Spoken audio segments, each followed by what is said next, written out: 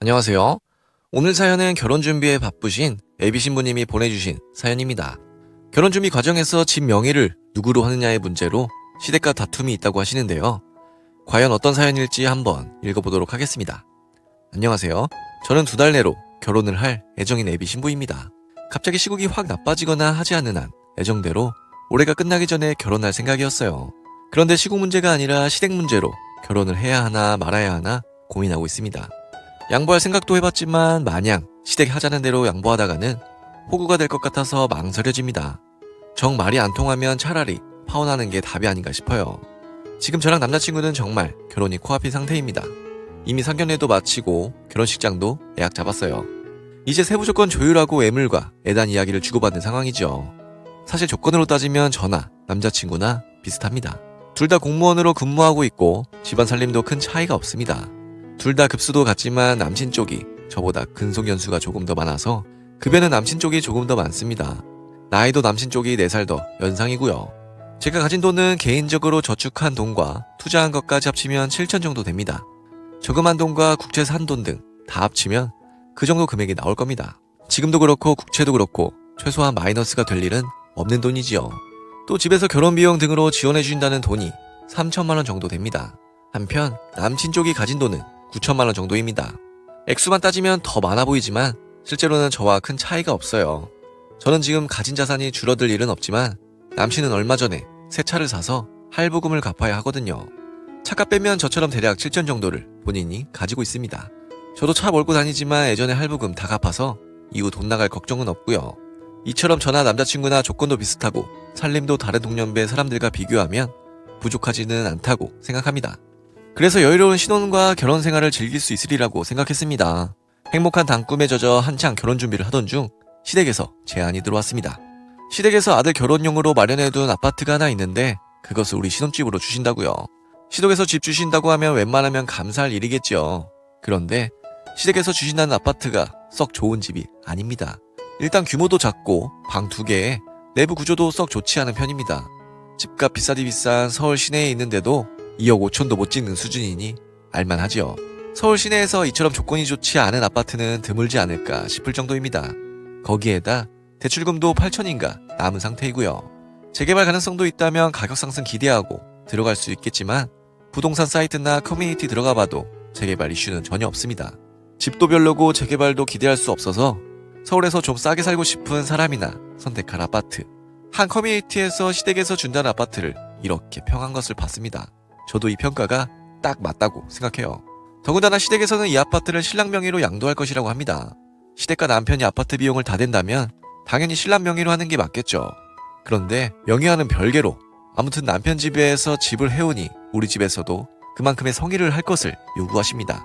일단 애단비로 집값의 10분의 1 정도 내라고 하시고요. 내부 리모델링비는 물론 가전, 혼수 등까지 모두 다 저와 우리 집에서 부담하라고 하십니다. 거기에다 남은 대출금이 8천 가까이 되는데 이은 저와 남편이 공동으로 갚으라고 해요. 그렇다고 결혼식 비용을 시댁에서 다 되겠다고 하는 것도 아닙니다. 결혼식 비용은 이미 우리와 시댁이 반반씩 되기로 합의가 끝났고 이후에도 딴 말 없는 것 보면 여전히 반반씩 내야 하는 상황입니다. 저로서는 손해가 이만저만이 아닌 느낌입니다. 별로 좋지도 않은 집에 공짜로 들어가 살 수 있는 것도 아니고 하다못해 남은 대출금을 시댁이나 남편이 다 부담하는 것도 아니니까요. 이래저래 계산해보니까 제가 그 집에 들어갈 살면서 지불해야 하는 비용이 40%가 넘더라고요. 제가 공짜로 살거나 극히 일부만 부담하고 사는 거면 모를까 그 고물 아파트에 넣은 우리 집 돈이 40% 이상이라면 솔직히 공동명의로 하는 게 맞지 않나요? 아무리 생각해도 신랑 단독명의는 아닌 것 같아서 제가 몇 번 말씀드렸습니다. 어머님, 제가 부담을 안 하거나 적게 하는 거면 모를까 저도 부담을 만만치 않게 하는데 우리 집은 공동명의로 해주셔야 하는 건 아니에요? 그게 무슨 소리니? 당연히 우리 아들 단독명의로 해야 하는 게 맞지. 시어머니는 물론 시아버지부터 남편까지 단독명의가 맞다고 합니다. 시댁에서 집값을 더 많이 부담하는 거고 또 신랑이 저축한 돈도 결국 대출금이나 집값 같는데 쓰일 테니 단독명의가 맞다나요? 당장은 내가 리모델링이나 혼수비용 등으로 돈을 더 지불하는 것 같지만 장기적으로 살면 살수록 부부가 윈윈하게 된다는 게 시댁 논리입니다. 시댁 딴에는 그럴듯한 말이라고 생각하는 모양이지만 제가 보기에는 조삼모사가 따로 없어요. 무엇보다 시댁 말대로 하면 남편이 당장 저축을 깨는 건 아니라 차근차근 대출금을 갚아나는 거잖아요. 혹시나 문제가 생기면 그때 저축을 깨겠지만 그 전까지는 남편 자산은 온전하게 남겠죠. 반면에 저는 당장 인테리어 비용이니 예단비니 하는 것 때문에 당장 저축을 깨서 다 부어야 할 판입니다. 국채 쪽에 넣어둔 돈을 제외하면 사실상 현금 자산은 빈털터리가 되겠어요. 그렇게까지 해서 제가 신혼집에 지분을 갖게 된다면 손해보는 장사가 아니겠지요. 하지만 저의 지분이 40%는 좋게 되는데 명의는 100%의 남편 명의로 산다면 저만 손해보는 것 아닌가요? 물론 이혼을 하지 않고 평생 산다면야 부부 재산 명의가 큰 의미가 없다고 생각할 수도 있겠죠. 하지만 사람 일은 모르는 것 아닙니까? 제가 꼭 이혼한다는 게 아니라 괜히 재산 문제로 분쟁의 씨앗을 만드는 것보다는 결혼 전에 서로 비용을 지출하는 만큼 지분 문제도 확실히 할 필요가 있다고 생각합니다. 불리한 조건에도 불구하고 그 신혼집이 정말 마음에 드는 곳이면 제가 손해를 감수할 수도 있다고 생각했어요. 하지만 그 집은 요리 보고 저리 봐도 마음에 안 들어요. 당장 임신을 했다거나 신혼 초기부터 아이를 가질 계획인 건 아니지만 언젠가 아이를 가지기는 할 생각이거든요.